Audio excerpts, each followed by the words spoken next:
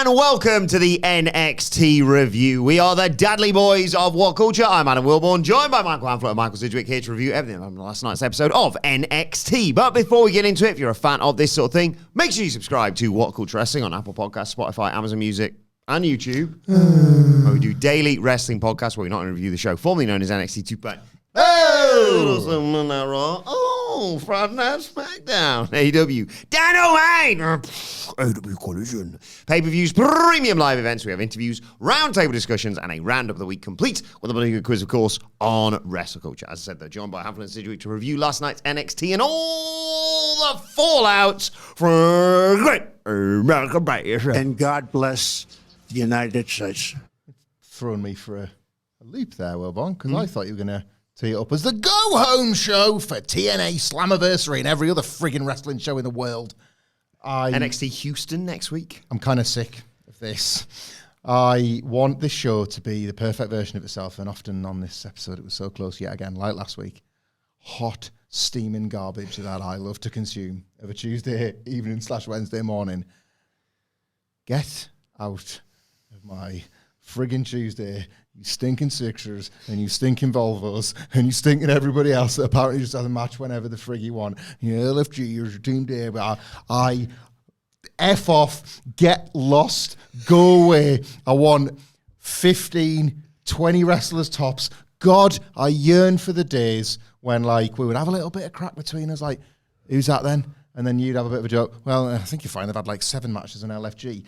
Some, like, in-universe development, a complete loser, but off they go again to LFG and then they come back again. Who are all of these geeks?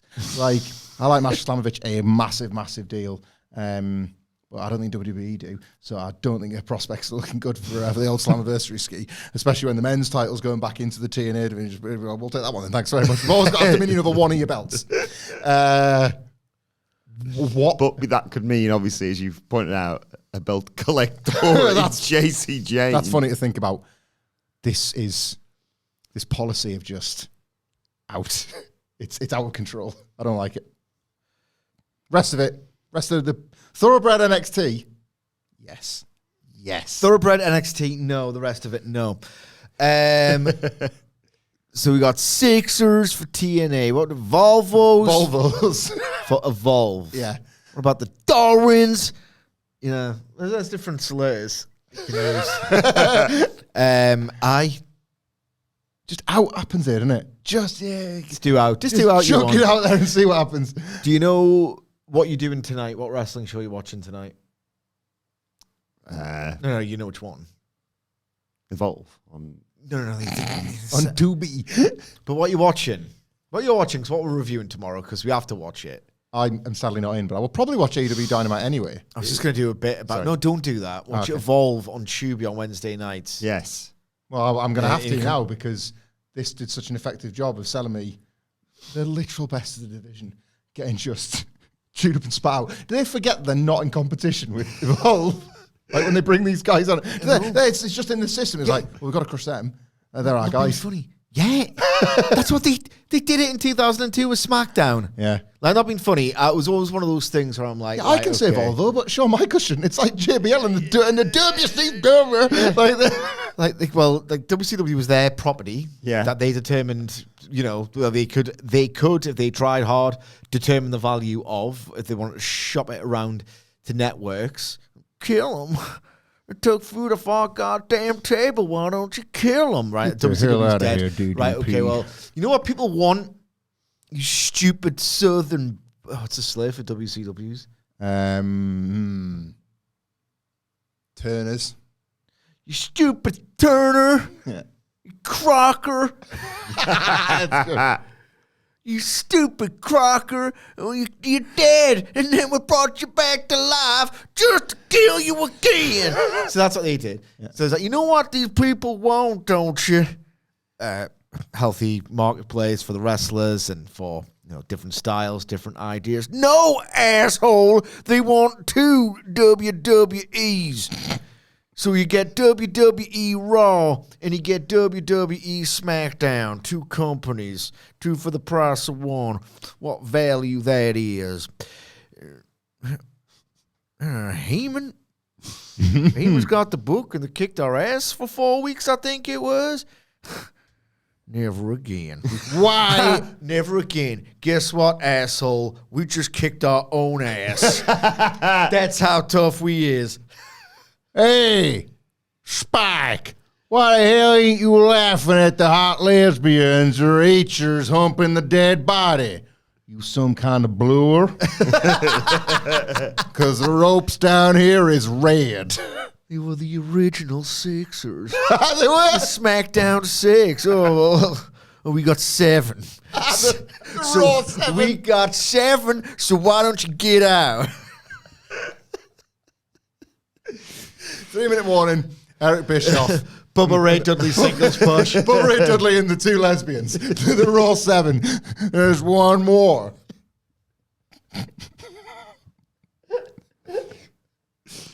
Otherwise, intercompany conflicts aside, vintage NXT.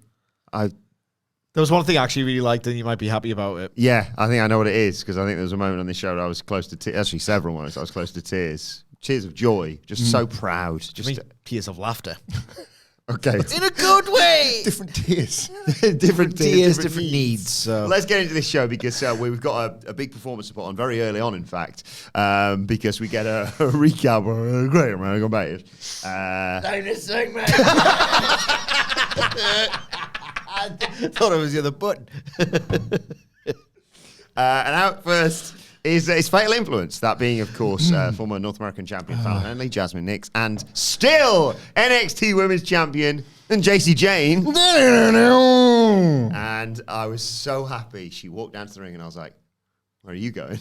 She grabbed a microphone and, well, I can't have it. She said, everyone, please excuse my voice tonight. Everyone, please excuse my voice tonight. Jordynne Grace elbowed me in the throat. Jordynne Grace elbowed me in the throat. And damaged my vocal cords this past Sunday. I damaged my vocal cords this past Sunday. I get the feeling. But on to bigger and better things. On to bigger and better things. Let's get the elephant in the room out of the way. Let's get the elephant in the room out of the way. Woo. Hello, Nelly. This past Saturday. This past Saturday. At the Great American Bash. At the Great American Bash. What's the F number that skips ahead 5 seconds? Yeah, please tell me.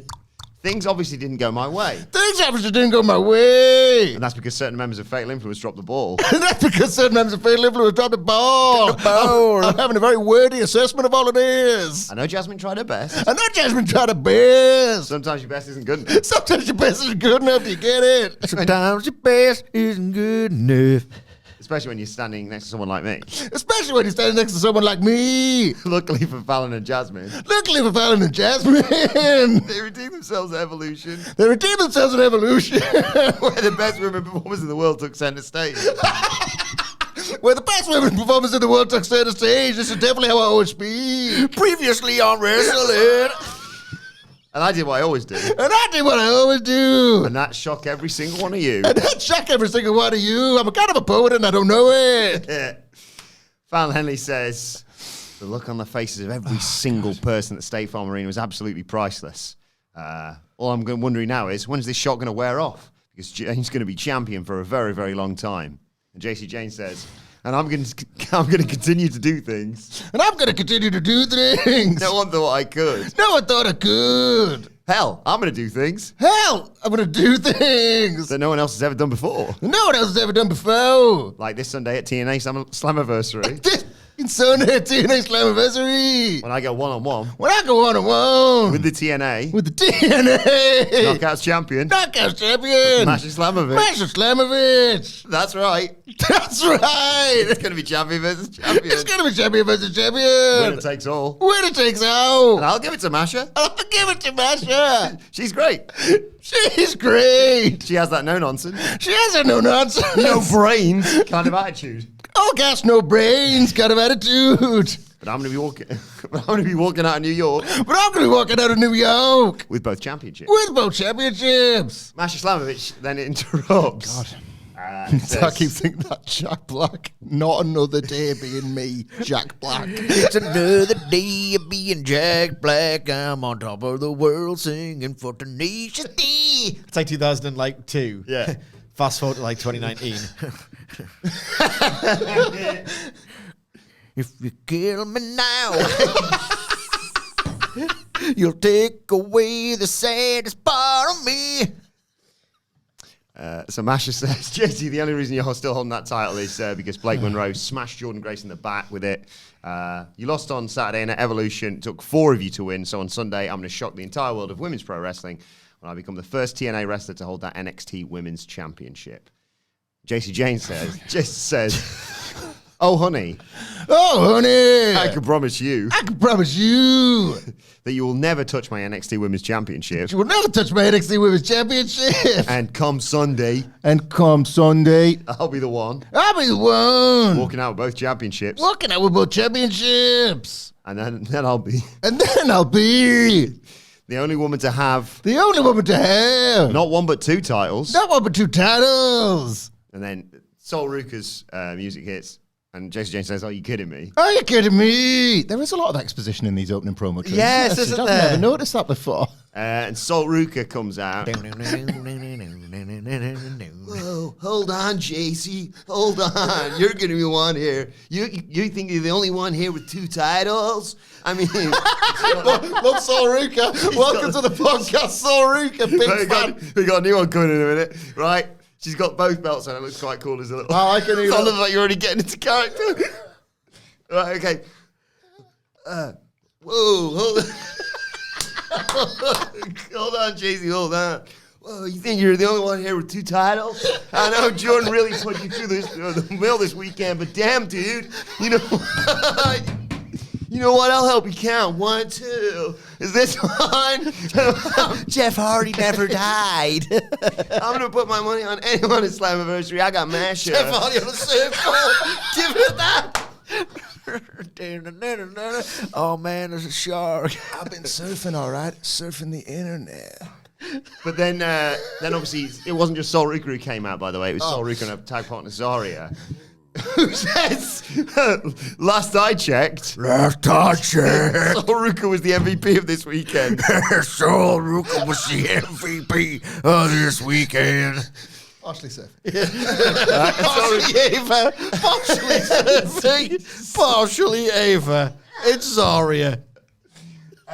Sol Ruka says, oh, thank you, dude. Zarya says, she had 3 matches back to back. She had 3 matches back to back. And unlike Fatal Influence, Unlike Fatal Influence, we don't need to talk to make a statement. we don't need to talk to make a statement. Yeah. All we need to do is get in this ring. All we need to do is get in the ring.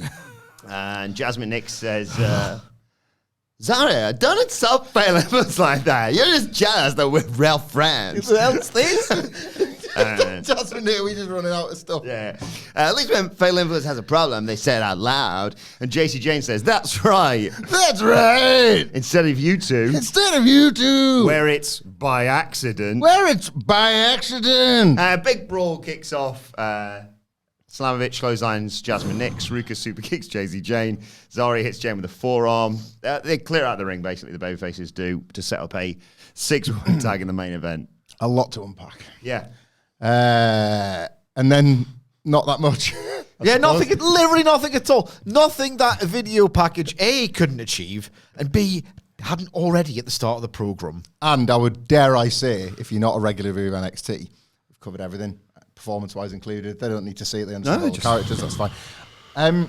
So they've not promoted a winner-take-all double title match with the first WWE adjacent appearance of Masha Slamovich since that one time she appeared in the crowd at all until now, which doesn't bode well for Masha Slamovich, really, does it?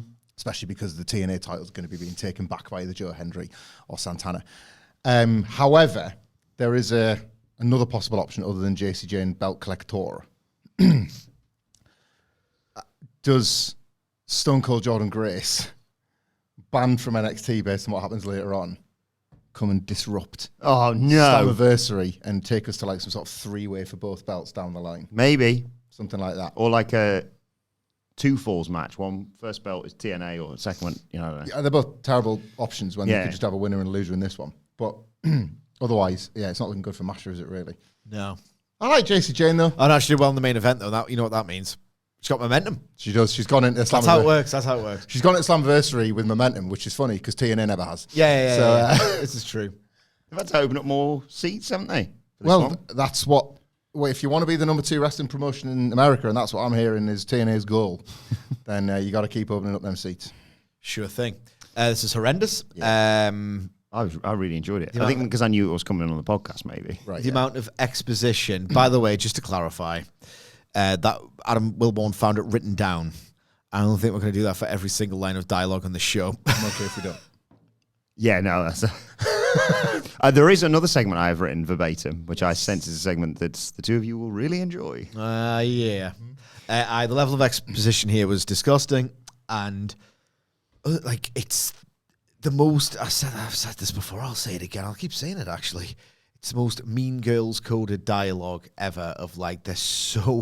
They drip with condescension. Like every single female character on this show, it's like, oh, good for you. Didn't you do your cute little thing?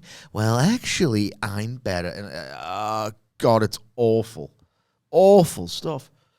Not for you, though. You like it. I knew it was coming. And also what came next, which was the first of many moments on this show. It was a video package on the origins of Tony D. Did like this. This took us all back, didn't it? Yeah. The family's history in NXT. We've got several of these. This was the birth of the Don. We see early videos. Babyface Tony D. There at the docks, becoming the Don of NXT, and some of his early best moments, basically. And I just thought, what a night this is going to be. Emotional. It was. We've lived a life with this character. We have. And then we got Dark State versus the Trick and A World Champion Trick Williams, Mike Santana, and Joe Hendry. Sorry, can you design our matching dark tights? We'll all get gear made, but we're invading. But this, they've got the numbers game. They're a very ominous force. So obviously you're going to, pay them a lot of respect. Not Mike Santana immediately dove onto all of them, took them all out to start with. And they dominated, the Babyface-ish team. Babyface and Trick Williams team. Yeah. Cyrus Griffin comes in with a blind tag as Trick is arguing with Joe Hendry, and he gets run over as we go to a break. When we come back, Santana has to really work to get to his corner, but he gets to Joe Hendry for a hot tag, who comes in, brawls with everyone, DDT on Osiris, fall-away slam on Dion Lennox, another fall-away slam on Saquon Sugars, and does the turn. Sugars also gets set up for the standing O, but he counters, and it all gets broken up. Dark State get thrown out of the ring. Trick moans to his two partners, and so they just batter him, and then they dive. They do their dives onto Dark State on the outside. They send Dark State back in the ring, but now they've sort of partially recovered, and all four of them are like, come on then, let's have a bare-knuckle fight. And suddenly, shock the system. Oh no, the system from TNA come out, and I thought, Havla's going to be loving this, and it goes to a no contest, I assume. It's like an even more depressing version of when you thought for a split second John Moxley was going to come out of WrestleMania 40. Yeah. And you were given seconds to think, oh, here they come. In the Spirit Era. Oh no, of course not. It's this boring Fandango. Thanks a lot for what you brought. Thanks, TNA. Dark State. I mean, this was just a match, right? And there's a lot of problems with this being just a match because Dark State wrestling just a match. Let us use the Shield as a comparison rather than Retribution because I'm a little bit higher than Retribution, lads.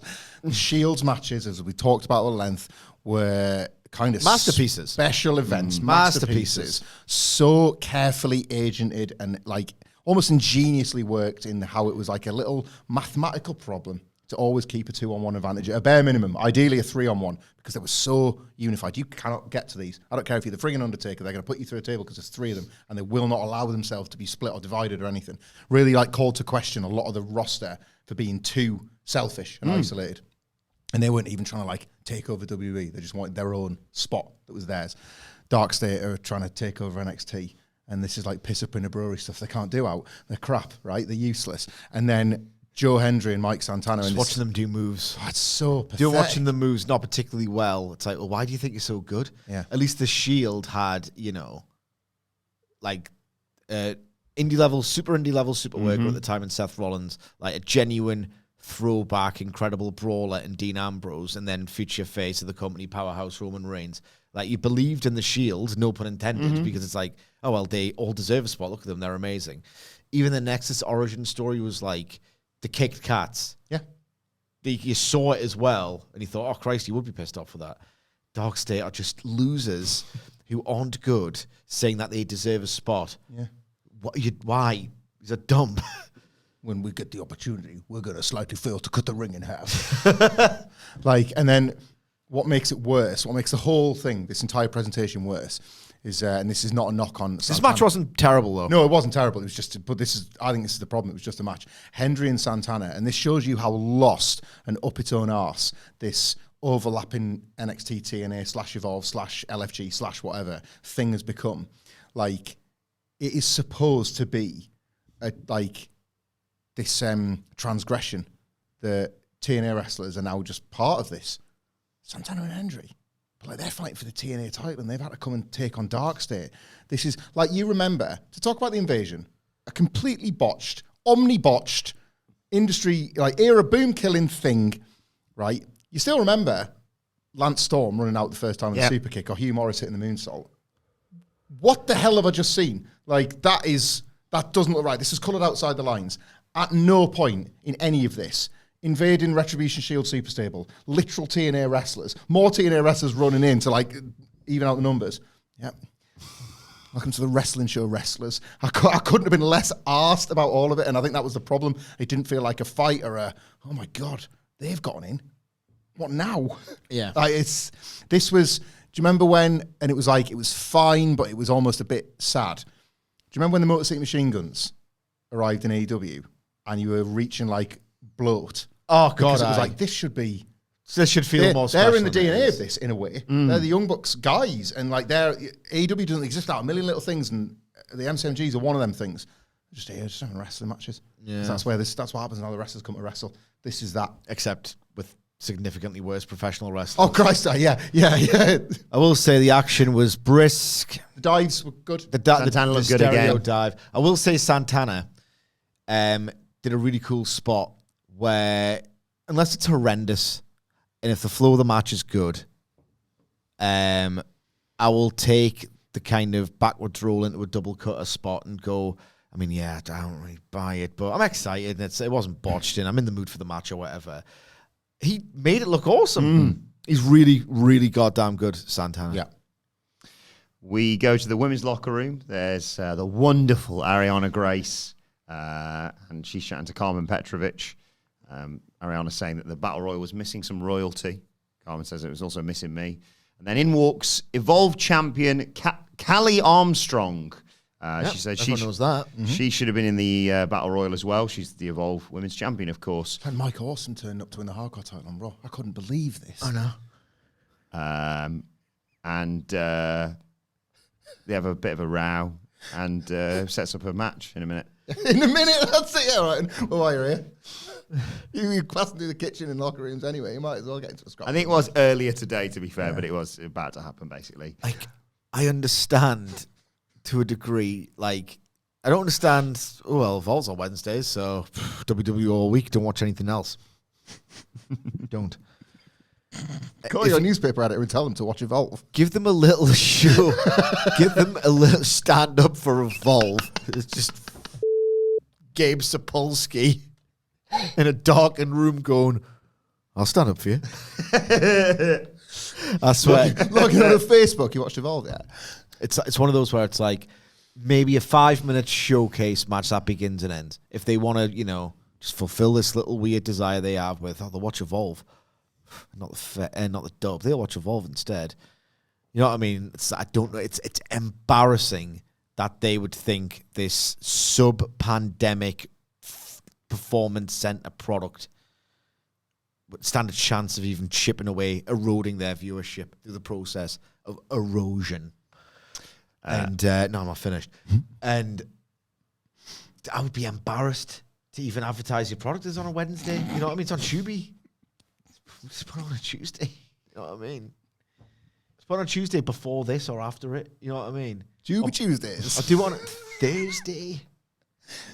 why it's on a Wednesday. I know why it's on a Wednesday, but you're just making a fool of yourself. Yeah. Do you think there's any, you know, when we really like it when sort of, who would be a good example of this? Ciampa was always good, but I'm trying to think of an even more, like, earnest. And like, imagine, like, Sami Zayn as a babyface. Like, that iconic babyface run of 2014, 2015, real golden era. Like, walks into the friggin' performance centre, Rotten Bottoms Performance Centre. Oh, if these walls could talk. Yeah, no. NXT, like that. Like, you think, like, some, like Timothy Thatcher could go on to, like, Tubi on Evolve, man. Man, this place means a lot to me. Let me tell you, it's not a joke. It's not the thing, is it? It's it's a joke. In amongst all this, by the way, we see Jordynne Grace arriving at the building and Vic Joseph. Oh! Teachable moment! She looks pissed. Yep. Then we get another Oh my God. D'Angelo saga recap. Enter the underboss, Stacks. They chart his rise. Tag title reigns, and Stack saying he'll be loyal to the end and Tony can always trust him. And when Tony went to prison. Well, right. You know what? Yeah. Yeah.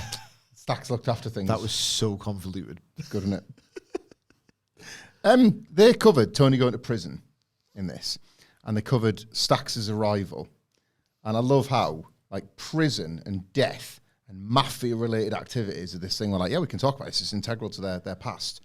But, like, because as mafiosos, they killed Two Dimes, but it wasn't like a storyline death. It was like, Two Dimes is going to eat up. That gets, like, erased. Yeah. Like, it's part of it's okay for that specific thing. They're mafia guys. They kill people. When they're wrong, when they're rats, whatever, you can kill them. Unless you're going over there. In which case, you don't make it in a stinking video package. Did they technically kill Pretty Deadly as well? Or did they just shove him in a trunk? I think they were left for dead. They sent them to the main roster ocean. Yeah, that was it. Yes, that where was they it. floated onto SmackDown. Where are Pretty Deadly? AWOL. It's weird. Yeah, they were There's on like SmackDown quite I haven't really been catching up on my Wednesdays too much. I skip it around. 500 tag teams in the SmackDown Nerd division, like where sort of you had that like 4 individual members took on the Wyatt family, and that because they won obviously and easily, that entitled them to a tag title shot, which they won. Oh yeah, they tagged. I saw this the other day. Had like DIY backstage with the rest of the tweets being like, "Guys, don't you realise this is the worst thing for the division? They're scary." And I was just like, "It's such a pathetic gang of creeps." This tag division, honestly, like SmackDown Jim can't remember his name. So I was like, "Right, you horrible little lot." They're just making it up as they go along. Fraxima kind of clinging on, and it's like Triple H has gone like, God, what to do with Andrade and Rey Fenix? Ding, bang, like that. I'll call you the Lucha Cousins. One of my favourite things, genuinely, is you have got, and I'm being a little bit facetious, but not really. You have got one of the hottest free agents ready to make the jump from AEW. And you've also got the most talked about man in professional wrestling finally coming together in a feud, and they're feuding with each other. What? And it's Malachi Black versus R-Truth, and it's the worst thing you've ever seen in your life. They are in decline. It's great. Was that on Friday? Was that on Friday? Yeah, went 2 minutes, and I'm not joking. R-Truth won via roll up. Yeah, really. Apparently they were cut for time, and this 8-minute classic. With a commercial break in the middle, we will never see the light of day. It's almost like Bret Hart versus Tom McGee all over again. The classic you would have got. It was such an up yours to haters, but with like a broken middle finger, because it's like, here I am, Aleister Black. I thought I didn't take pinfalls. Well, here I am taking a pinfall. I thought we weren't pushing R-Truth. Well, he's just won a match. What happened after the match? The roll up, the surprise roll up that took 2 minutes. His head off. Aleister Black went back to feuding with Damian Priest, and R-Truth completely disappeared without comment. It was like, so now who's the idiot? This R-Truth thing is unbelievable. Triple H is raging about it. I said to you, didn't I? The first week I was like, do not get excited for like throwing R-Truth into the SummerSlam situation. No, Triple H is really pissed off that his Money in the Bank plans got derailed, so he's going to like use him for a week and a half, and then be like, you didn't get over. Get out of the way, Ron. Proper 2002 stuff, this. Yeah. Vintage Gameski. Vintage Gameski Jones T. Then we had, I think, a title match. Was the Evolve title on the line? Who cares? Title, yeah? Well, I mean, they told us not to care. It went about a minute before Jordynne Grace ran down and killed them both. It's your own goddamn show. This is bad booking, right? Stone Cold Jordynne Grace, fine, actually. I don't mind that too much. She's been hunting Blake Monroe. Blake Monroe's gone into hiding, annoyed her with the video package. Jordynne Grace immediately gets a heat back. She was allowed herself to be stupid once. Now she's got to fix it. That's fine. Also, like, she actually got a bit of a bloody nose on Sunday. Yeah.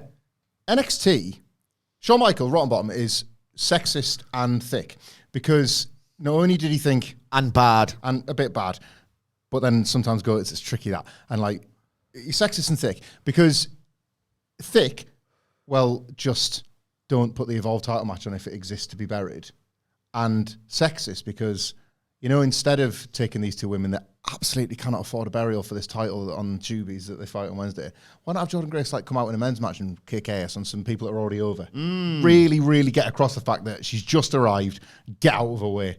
But it's not. It's like this is almost bullying. She's picked on the weakest people she could have run in the middle of. You could have had the Chase U lads, we messed up last week, but now we finally got the match. Yeah, and it's about to happen. And she's just a head of steam. That's a really good thought, actually. Yeah, I just don't understand why this of all the matches. Well, I know why it happened, but it's very bad booking that they picked on this. It was they're already the absolute bottom rung, so Jordynne Grace is picking on the weakest individuals to make her point. Yeah. Really, really bad booking.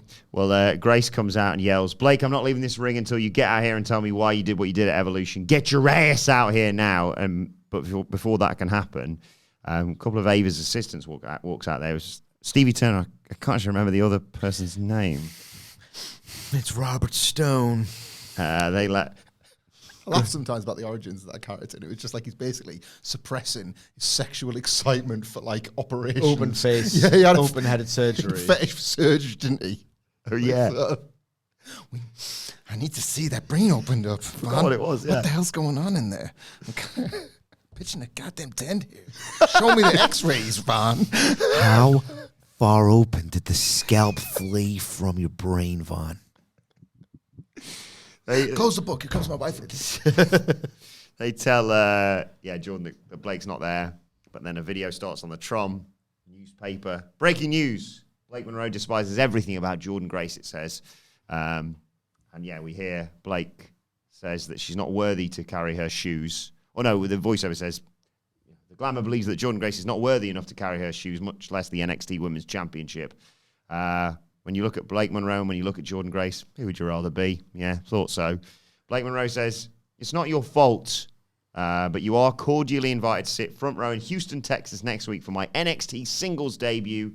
Then you'll see the difference between me and you and not Stevie Turner. Sorry, the other one. Robert Stone. Trying to calm Jordynne Grace down. Jordynne Grace clothesline Stevie Turner and then hits Robert Stone with the spine buster. And then out comes Ava and a group of security guards. And Ava has to eject Grace from the building. Again, as well, she's the whole point of Jordynne Grace is she's been speeding up and down the roads of Florida, just waiting for opportunity to kill. To the point where these two poor Evolve, the women's champion of Evolve, have just been decimated by her, and then here comes freaking Stone Cold Rock Austin himself, Ava, get the hell out! They're just get out and stay out. It's just they've got something with it, Ernest. They've got something with it. Jordynne Grace and Blake Monroe. This is all right stuff. If this was away better from than last week, the perfect first opponent for it as well. Blake Monroe. Mm-hmm. Yeah, it's bold. Yeah. Not just having to beat someone she's never. I mean, Ren Sinclair. Oh, the debut. Sorry. Oh, right, yeah. Everyone's everyone loves Ren Sinclair. She's going to kick her ass. Have a decent match probably as well. Houston. I don't know what the crowds expect to be, but I'm assuming it's obviously a bigger setting than NXT will be typically as well. So. Times by 2, and that's your future. That's an optics response, isn't it? Because weren't people taking the piss out of Blake Monroe, doing the Largo loop as her debut or something? So it's there you go. Yeah, there's 12 people there. There's a crowd now. Some armory. Can we get to the next bit, please? I'm really excited about it. Okay. Yeah. Because we go backstage, and there's 4 people stood there, and instantly you recognise them. They're Team Undertaker from season 2 of LFG. And we all were like, oh, it's Shiloh Hill, Danny Sikelski, Bailey Humphrey, and of course Drake Monroe. You know them. And Drake Monroe, not to be confused with Blake Monroe. Oh, yeah. I didn't even put Drake Monroe. Monroe, right. They are excited about the new season of LFG, of course, but they're more excited about Coach Undertaker returning to Houston. Anyway, Trick Williams. It's like Space Core Holly, isn't it? It's just put where's next to each other. Trick walks in. Coach, he's not like a fitness coach. I'm going to go to space with a chimp, and I'm going to kick its ass into space on the moon. I'm going to get on the Undertaker bus. Coach Undertaker, you can travel anywhere from San Antonio to Dallas. We cover all of the one state. We don't go to Death Valley anymore, you heard? I'm just a badass. So Trick Williams walks in. He's selling from what happened earlier, obviously. Yells at them. And he says, when your Trick and A champion tells you to move, I suggest you stop talking, get the hell out of my way. Huh? One of you all feeling froggy? We can jump right now. LFG, let's talk about it. And Drake sort of steps up to him. And I did like the way Trick went, uh-oh, like that. Like that. He went, uh-oh. Don't hurt yourself, dog. I suggest you ask the Undertaker if it's a good idea stepping to Trick Williams. You're wasting my time. I don't know what Taker sees in you anyway. And he walks off, and then I can't actually remember what happened next. What happened next in the segment? Do you remember? Well, so one of the trainees gets a phone call. Oh, yeah. Which we can all hear crystal clear. It's the strains of Kid Rock's American Badass. And they're just about to get to the bit of the song where Kid Rock says, suck my dick. But then he answers the call. Mm-hmm. Now, we fortunately, rather than... I'm getting a phone call. You see what I just did there? Yeah. Now, the trainee...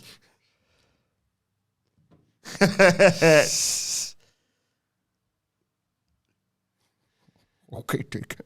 There's only an Undertaker.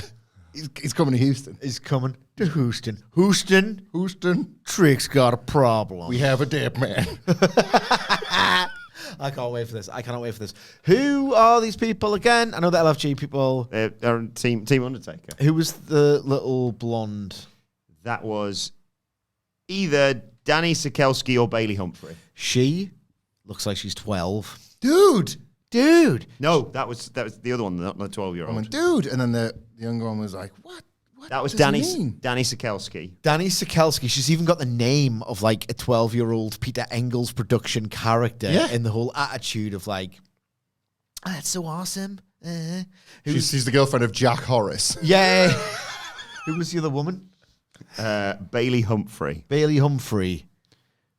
were they excited about at first? They were just saying how I think they got points on the board for season 2 of LFG. Because Bailey Humphrey went, yeah, that's sick.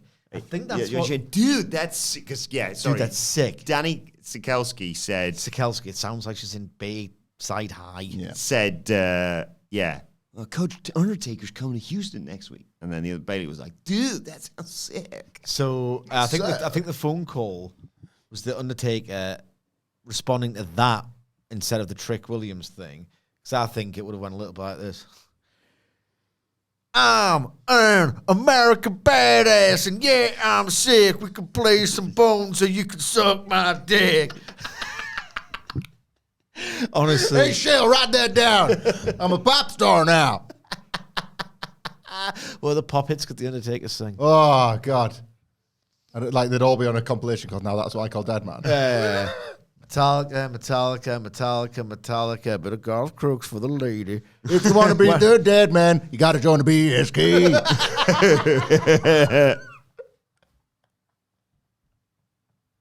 Hit me, baby, one more time, and I will still kick your ass. Doesn't matter. You can do 100 more times, and old dead man's going to kick your ass. I got lucky. I got lucky with Kane. I got lucky. I got lucky with Mick Foley. I'm sucking again. Get out of my way.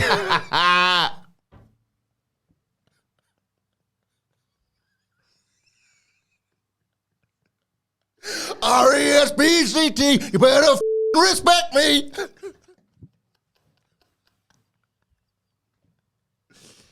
Ain't no mountain high enough.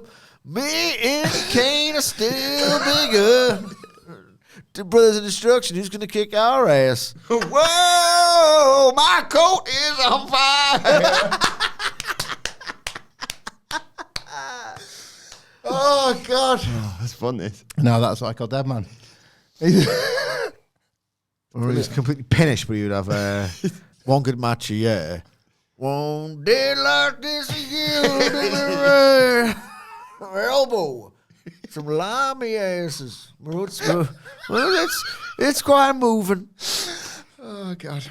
Not the biggest fan, but in the right atmosphere, that song can be quite moving. I'm genuinely fascinated to know, because obviously I like to consider myself the glue that sometimes holds this podcast together. When I'm not here for the episode where the dead man's in it next week, what's going to happen? It's going to be like, yeah, some other matches happen. But anyway, the dead man's here. Let's get to that. We're not save something for the preview as well. Can't have too much fun at it. Takes expense. First of all, you kick our ass. Yeah. Second of all, we don't want to burn through the best material. So we'll get to disc 2. Yeah. So I'll do that man next week. We're not going to do more. We haven't even covered the interaction. Like what he might do with Trick With Williams. I know what he's going to yeah. do. He's going to say, choke slam, I actually respect you. That's why he does every single... With Bron Breakker, yeah. That's what he does every single He's time. going to think he's nailed it, isn't he? Looks like I'm going to have to whoop that trick. I tricked me once. Nice try, but I don't sleep.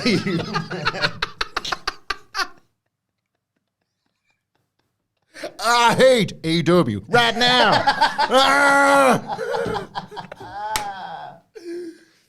Oh, dear. Anyway, we're off next to Ava's off. Thank the police coming straight from...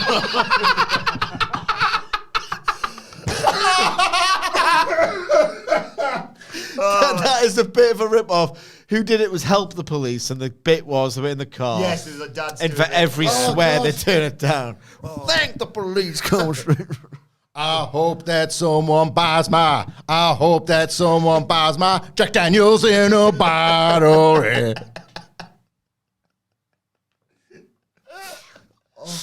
Oh, I'm going to think of more tunes on the rest of the podcast, I suspect. John steps are what you take, kicking ass. I hope your legs do break, kicking ass. Right. We've got to go. I will go out tonight, but I haven't got my Titan back.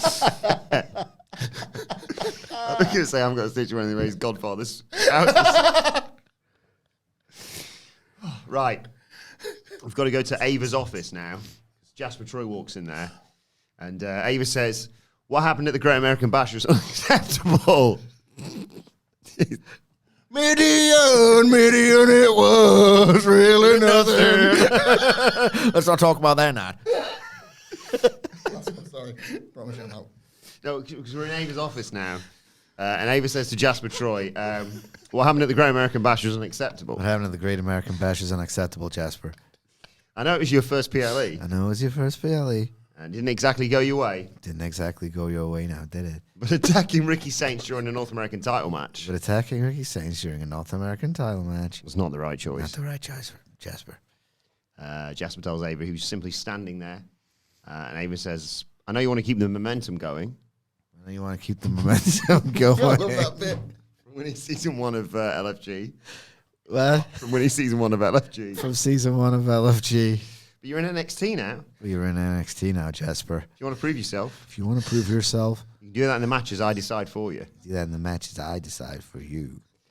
Jasper tells Ava that Ricky had what was coming to him and got into his territory. And Ava says, you're in NXT. You're in NXT. Just said that, but yeah, said it again. And in NXT, we settle our issues in the ring. In NXT, we settle our issues in the ring. Next week, Next week, it'll be Ricky Saints versus Jasper Troy. it'll be Ricky Saints versus Jasper Troy. Jasper says he's going to break him. The bit where it looks like if it wasn't for a wall, Ava would fall over. Yeah. All she needs two assistants to keep her up straight.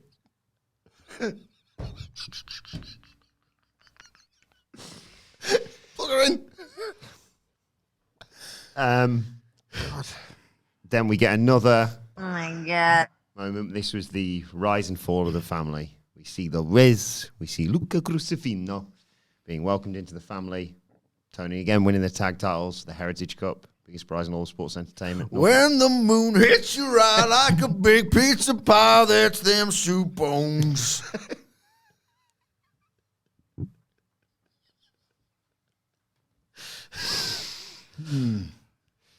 When you're too short, best get two wrestlers caught. That's them soup bones.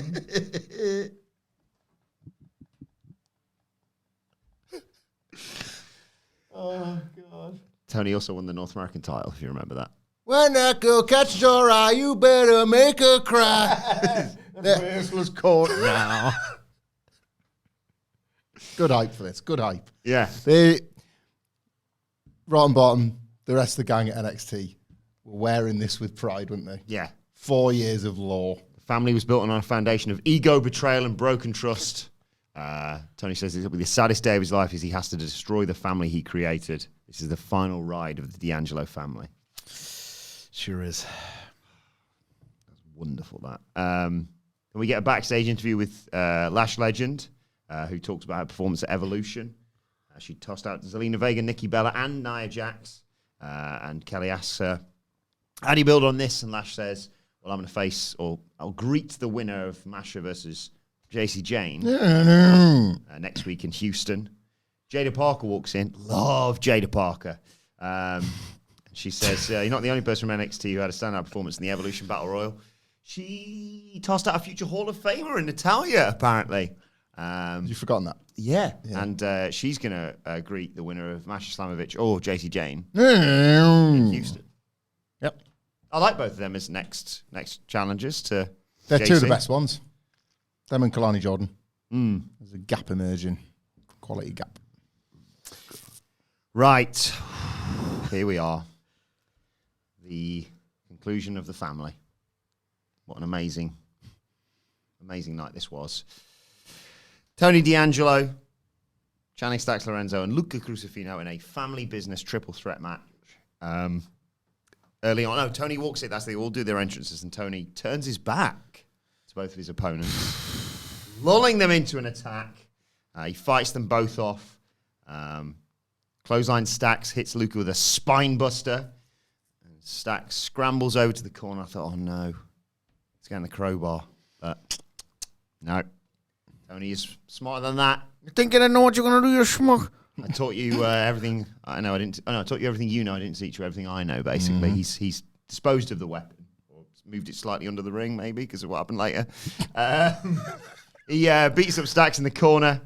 Chucks him around the ring, but then Luca pounces Tony. I thought Luca got some good moments in here. Yeah. Buried alive, buried alive. Right, let's go. Nice. There's a moment there of synergy between Tony and Stacks. They try for a double suplex together, and I thought, remember the good times. Yeah. But Luca counters that into a double DDT. Doesn't he hate Stacks more than... He hates both of them. They both betrayed him one way or another. I mean, it just made no sense, really. Just equal hatred at this point. Anyway, Stacks Equal hatred, yeah. Stacks knocks Luca into Tony on the floor as we go to a break. When we come back, Stacks is choking Tony with his boot, cannonballs Luca, cannonballs Tony for a 2 count, beats on Tony, starts talking trash, gets Luca, does the old classic side punches from kidney punches, whatever they're called, from Tony D, and then Tony does a sort of inverted one, which looked class on Stacks. Stacks manages to shove Tony into Luca to knock him out of the ring. It's a lovely moment when Stacks kisses Tony on the head, goes to shove him over the ropes, but Tony reverses and throws Stacks onto Luca. I actually thought that spot was great. The little hip toss dive. Yeah. A nice thwack. Yeah. Stacks goes under the ring and pulls out a crowbar, though. Swings, misses. Tony ducks, but gets sent into the steps. Luca slams Stacks in the corner. They fight for a German, him and Tony. Tony hits a double German suplex and covers Luca for a 2 count. Tony grabs Stacks, puts him on the top turnbuckle, and then Luca gets Tony, powerbombs him, and that means Stacks gets belly to belly at the same time. That was a nice spot too. Luca splashes Stacks in the corner. Tony dodges him, nails Stacks. There's a buckle bomb in there by Tony. Luca hits a big boot, but gets thrown to Big boot. What's that? I know what a big boot is, mate. What's a big boot? He Sails in. Oh, this isn't the sea. he stole Luca there. He springboards into a double shoulder tackle. There's a code red off the ropes to Tony. There's a 2 count in there. There's a shatter machine at one point here. Stacks tosses Luca to the outside, thinks he's got the match won, but Tony kicks out. Stacks again goes for the crowbar. Luca blocks it, chucks him to the floor, grabs the crowbar. Stacks begs off, but then posts Luca. Grabs the crowbar, and he's going to attack Luca. Luca ducks, and Tony, amazing spot, I've never seen this before, spears Stacks through the podium base. Can't believe it. Yep. I thought, whoa. burst into that. Always there or not? It's not. This is the funny thing. It's only ever there to be destroyed. It's normally just the podium. Aye. And it's like, whoa. But every time that obviously it's built to be destroyed. And then the first Keep thing it there the whole time. First thing they do is cut to one of the mutants. Wah! Like they always find one. Like, first show, mate. It did look class though. The way he speared him through it and then chucked him back out. It needed. The stacks jumping out was really. That funny. was hilarious. Like, that was so salmon like diving through. It was fantastic. So funny. This might be the best thing they've ever done together. I'm not joking. The little NXT thing that was still hanging there, and it was like Tony's get him out of the way. Yeah, that was funny. Tony chucks Stacks back into the ring, grabs Luca, huge spine buster through the commentary table that explodes everywhere, and Tony D. It's another spine buster on Stacks to get the 1, 2, 3. Oh my God. This was good. This was good stuff. This. Yep. Perfect. Good match. Good stuff. Sort of like, I think good match. If he doesn't go 5 on this on Friday, I'm going to be fizzing. You'll be fine. He goes 5 on everything. Like the inspiration it is drawn from them since the very beginning, I would say this was as strong as the Sopranos finale. And there will be similar conversations held about it in the many years to come about what it all meant. I'm sure. What happens? This was conclusive. Preview for that. Preview for that. Well, no, but he left the hat behind. Yeah. It's now the time, main roster, and can he even go? Maybe he's going straight. Tony D'Angelo, is he going to be called He's like? going to get a little desk job. Tony Smith? What if he joins the Seth Riders? I would piss myself. It'd be amazing. I mean, I'd be happy as well from a content point of view that we get to talk about it. I'd But be. he's not like a mafioso anymore, so he's just like he's got He's rid just of a the heavy. Angelo name. But he's got all the experience of being in the mafia. It's true. And Bron's like he's worth. They've kicking already out. got 2 of that ilk. Power guys. Yeah. Look, I had a lot of fun with this, to be honest. When there's no emotional connection to the wrestlers involved, and for me these days, probably that counts for 95% of all matches. I want the action to be good and or funny and or exciting and or violent, and I got a little micro dose of each here. And the 3 spots that I pointed out when I interrupted you, sorry. I had a lot of fun with. Just felt connected to it. I have loved this. It's bollocks. It's always been bollocks, but it's. I think like It's your bollocks. Yeah, there are various things in NXT that we've embraced, and it flits between sincere and silly, and sometimes it's a bit of both. Yeah. And right down to the end, We've had an amazing few years with these. got a lot out of it. It's quite an emotional ending, really. I'm just going to take a moment to gather myself on it before we. You know what? That's fine. I get that. Yeah, I'll it's just fine. have I a get that. little moment, and you talk about the future of Stacks. Just I what he suppose. did. All right, okay, we didn't do that. I think he's just got hay fever. Yeah. Stacks. He's got the Heritage Cup still, and it got nicked. So his little quest is now. Where's the Heritage Cup? I think you're right. I think Noam Dar's probably gonna in a dinghy Yes. go and collect it, and Stacks is going. It's mine, wise guy. Hey, Stacks. How's it going, guys? Yeah, all right. That's all right. We're just celebrating your match. It was I'm sorry about the result. It was a very good match. You put in a good effort. Good shift. guys. I think it was the most I've ever enjoyed a family adjacent match. Good effort. Thank you. It means a lot. It's just tough to take, obviously, but see where we go from here. I couldn't believe Have you got when any you plans? I'm trying to meet take next week. What did he say? Trying to meet the old What's it, Take next Undertaker. Oh God, yeah. I couldn't believe when you went through that wall. You never seen that spot before in your life? No, if I was you, I'd have stood there too because I'd have thought, well, I'm safe here. Yeah. Indeed. Yeah. Respect the Tony. Oh, okay. That's Oh, nice. gosh. That's nice. Yeah. Sid, I can't I remember hope it why. isn't contradicted next week on television. Can't Have our own little private conversation. Don't worry, no need to go nowhere. I can't remember why, Sage, but what's the deal with vegetarians? Vegetarians, basically vegetarians, and as long as they're not too sanctimonious about it, are the better of us, really. Doing stuff for the planet. They are doing stuff for the planet. They are doing. They basically do not eat meat. As I understand it, vegans won't eat anything that is derived from an animal in any way, shape, or form. But I think vegetarians have a little bit of milk, bit of cheese, but no meat, no flesh of the animal, nothing that you must kill the animal in order to consume. And I think, as long as you're not too sanctimonious about it, I think you're better than me because you're not. Then I think it's genuinely a really good way to go on. Like, I wish I had that shred of empathy, but I mean, dude, you had a burger before, you had a steak. Dude, if you had a burger before, imagine going to like the National Conference of Vegetarians. Yeah. Dude, he's had a burger before, whole thing shuts down. I think every now we don't do that Paul McCartney like meat-free Mondays, but every now and then, a couple of nights a week, we'll just have something that's got no meat in it. Yeah, it's easier done than you think. Easier done than you think, but at the same time, like if you have a roast on a cold winter's Sunday. And the stuff you can do with that chicken, as long as you rip every bit of flesh from that carcass, you're eating for at least another day. The veggie version of that. Stacks, you ever had a nut roast? We're not talk about it. Actually, this girl said she knew me from the vegetarian restaurant. I was like, I've never met her before. A bit of wordplay for you there. 3 jokes, 3 questions for you. Sigi, why did Dracula become a vegetarian? So, garlic is out. Yeah. Daylight.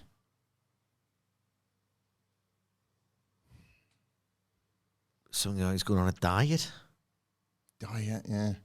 So he drinks blood. Yeah. Got the pointy teeth, hasn't he? Yeah. What's the setup again? Why did Dracula become a vegetarian? Well, let's think about other Dracula things. Stoker, Transylvania. Is Nosferatu Dracula? Yeah. Anything in that? Count. He was counting his calories. Oh, that's good. Count Dracula. Nah, it's not right. So I don't know, though. We don't know, yeah. Good night, right? Kick yourselves. Why did Dracula become a vegetarian?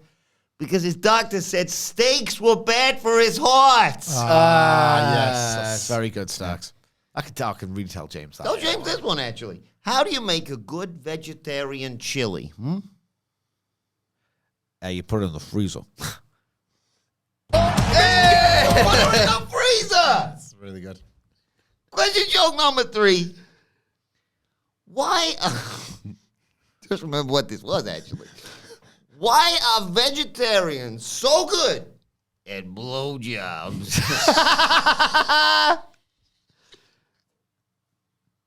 Why are vegetarian? Right, obviously the word meat is in the punchline. Feels, yeah. Why are vegetarians? Because I would say like swallowing meat, but obviously they don't do that because they're vegetarians. Yeah. So it's the only time they get to. They're just excited at the opportunity to swallow meat. It's a bit clunky, isn't it? A big clunky goes there. Why are vegetarians? Because they miss the taste of meat. Yeah. Good night, right? So goddamn close again, guys. Why are vegetarians so good at blowjobs? Because they're used to swallowing nuts. See you later, guys. Excellent. Bye, Stacks. Sorry about that. All right, mate. Yeah, good. Feel a lot better now. Have a nice cry. Just get it all out. It's okay to cry. Yeah. You don't really look like that emotional. I took longer than I needed, really. Well, hot and bothered, Yeah. rather than emotional. Nice. Yeah. Hot day, innit? You been outside. I went outside for a bit. Got a bit of fresh Need air. some fresh air. Is that why your eyes aren't really streaming? Mm-hmm. Right. Anyway, back to... Hair's kind of messed up. Right. I think it's been like some broad has been putting her hands through it. We'll talk about it. She's been munching down. Back to NXT, where we get a recap of Charlie Dempsey beating Tavian Heights, of course. Shout out, Bray. Ren throwing in the towel. Tavian asks Ren why she threw in the towel. And she said, Charles wasn't going to stop. And Tavian says, look, it's not about the NQCC. I see Miles doing his thing. I want my The shot. one thing I didn't want to happen, Ren. Charlie walks up and says, beat you, basically. And Charlie offers to run it back next week, but Ren says, no, that's my thing. She is Blake Monroe's opponent, and they agree to sort of table it for now. Ren says, look, I'd never leave the NQCC, so if you want to be in my corner, that's your choice. Yeah. Love Ren Sinclair. Me too. Charlie's a weird guy, isn't he? He's so 'Cause weird. He wants to keep control of all of these people in this thing that they've apparently signed up to for life. Mm-hmm. Constantly offers them exit strategies just to beat them, but then not really, because he always kind of gets there by the skin of his teeth, or a towel thrown in, or just loses. Yeah. And then just furthers resentment between them. Yeah, it's odd. We'll go again if you want. Brick. He's a weird guy. He's a weird guy. Weird performer as well. Yes. Odd fellow. Bit like British Ava. Like, you don't belong in showbiz, kid. You can grapple, but like maybe an agent. Yeah. Harsh assessment, but come on. He's not headlining WrestleMania, is he? I mean, Is he? No. I have my suspicions they've both got connections. Okay, well, more on that next week. Maybe. We see Josh Briggs in the ring, cuts a promo. Not very popular amongst the NXT audience is Josh Briggs. He says, on Saturday at the Great American Bash, I watched the opportunity of a lifetime get squandered. Did everything that I could to make sure my friend left for the NXT Championship. It's not even why I'm mad. How long has he been here? Maybe less than a year, and he already got an NXT Championship match. I've been here 4 years, having some of the best matches in NXT, and I haven't even sniffed an NXT title match. Inamura's too nice. It's like, I think that terror chant, isn't it? How must you be? He says, look, Inamura's too nice. There's a cutthroat business, this. You have to take your shot by any means necessary. Out comes Femi, who says, Josh, you know Saturday was never supposed to be about you. Your presence that day caused some troubles. What you don't understand is whether you were there or not, the ruler's always going to come out on top. But you ruined the match. People are now questioning the Validity. Thank you, of my victory, all because of you. You ruined it, you and your jealousy. Briggs is like, jealous? Who's jealous? I saw you drowning in the deep end and Inamura let you up. You've been taken to your limit every single week. Brother, you're about to break. Waters, kid. Nothing lasts forever, ruler. And you know now that Inamura is a man of honor, and I'm not. And Yoshiki comes out and says, Briggs, what are you doing? You don't speak for me. Briggs is like, what am I doing? Doing what you should have done at the bash. Obus, to be fair, says, look, Yoshiki deserves another title opportunity, but Josh, you don't deserve a single thing. And Josh says, well, the only reason you think he deserves a rematch is because, you know, he won't do whatever it takes to beat you like I will. And Inamura's like, Briggs, quiet, I'm my own man. I will do what it takes to win, but I will do it with honor, which gets a pop from the crowd. My way. Briggs is like, you know what, buddy? Since you're so confident, how about next week in Houston, triple threat match for the NXT Championship? And Obus says, your pride will be your eventual downfall. Is that what you want? And the big brawl kicks off. Briggs accidentally hits Inamura with a back elbow smash and clotheslines Femi over the top rope. They all have to be calmed down by security. We warned about this, didn't we? Do you know, I would hate it if the shark Jaws was a wrestler, because I cannot stand it when people are starving and in deep water. Yeah. It goes through me when they talk like that. Josh Briggs is going to be hungry for a long time because he's never going to make it. Nah, he's not, is he? This was pretty awkward. I was with you on Inamura, like you could tell that the fans want to come up for him and like they were just rooting for him, liked his comebacks. I think they probably would.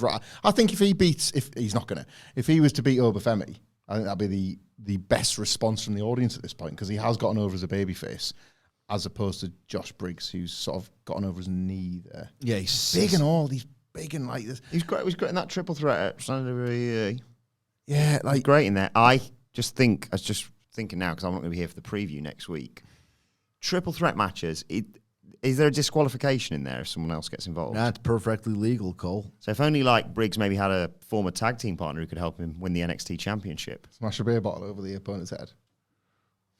Got some writing to do when I get downstairs. See a vignette from Ethan Page talking about Canadian Independence Day and 4th of July. Ethan Page, lame comedy. And he calls himself North America's favorite athlete. He risked life and limb against Ricky Saints to defend the North American title for the country he represents. He wants a celebration, but not for the fickle people of Orlando, but the heart of America. Houston next week. God bless each and every one of us. God bless. 1 second. Where is he? And God bless the United States. shush. Funny this, wasn't it? Yeah, it's all right. That's crap. Ricky What's he doing next week? Is he like having a little He's having a ceremony? celebration. Right. So I hope no one crashes that. Kelly. There's only one North American badass. He drives his bike through it. Where the hell's Trick? Crashes the wrong segment. Is he going to meet the Vanity Project? Jesus Christ.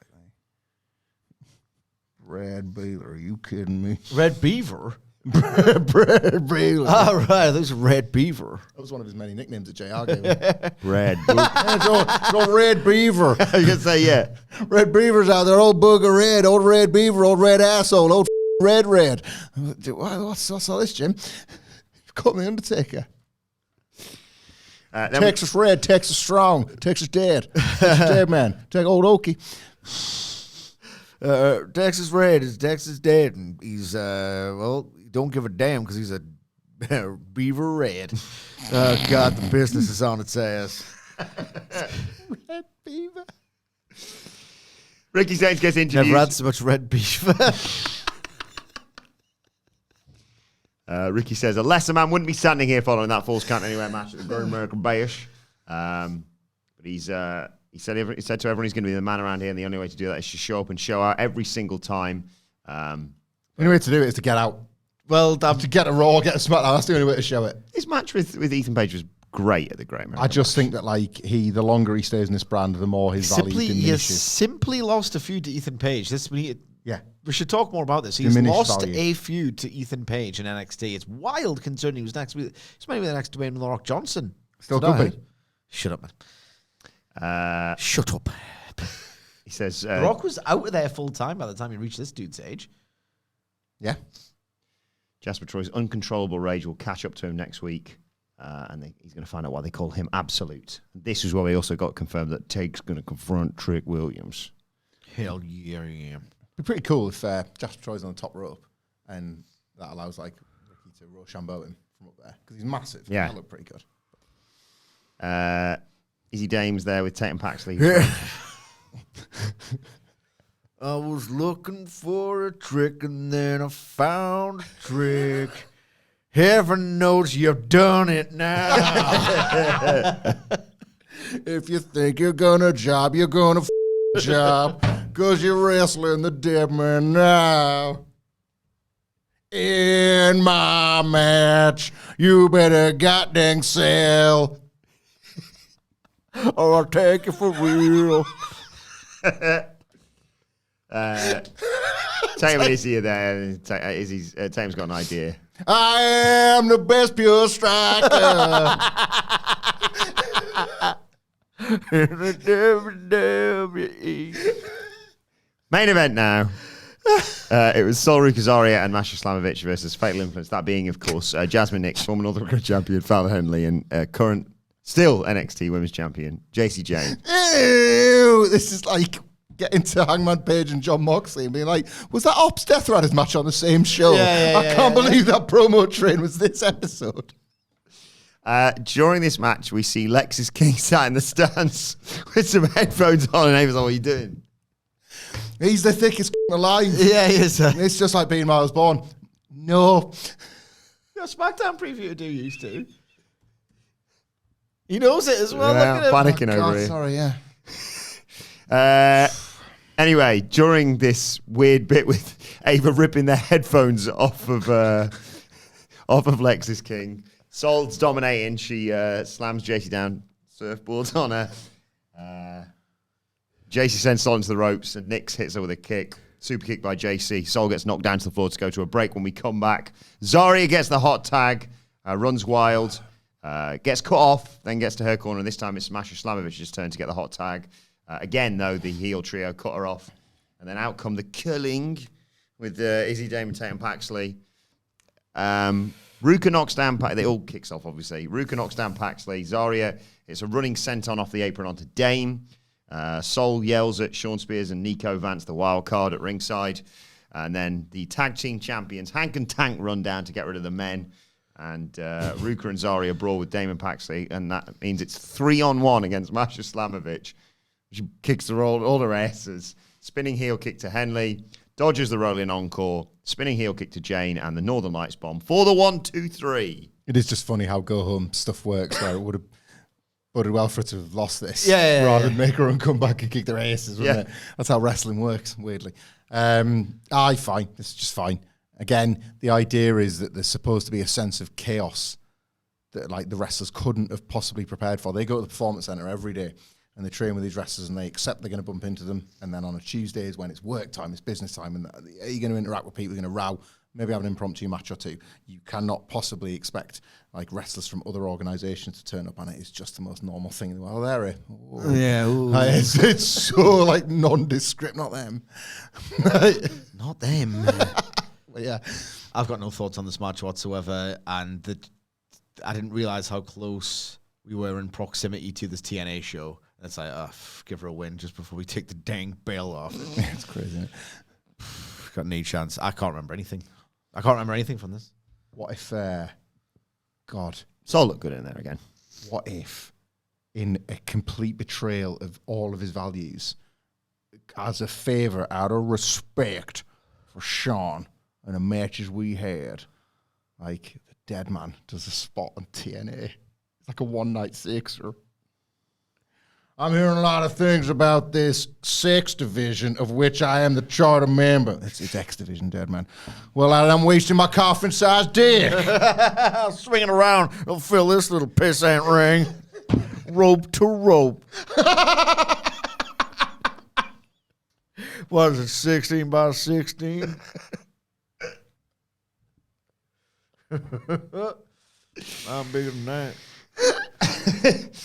So big I could come out the heel and the babyface tunnels and then back door. Going all around that goddamn thing in AEW.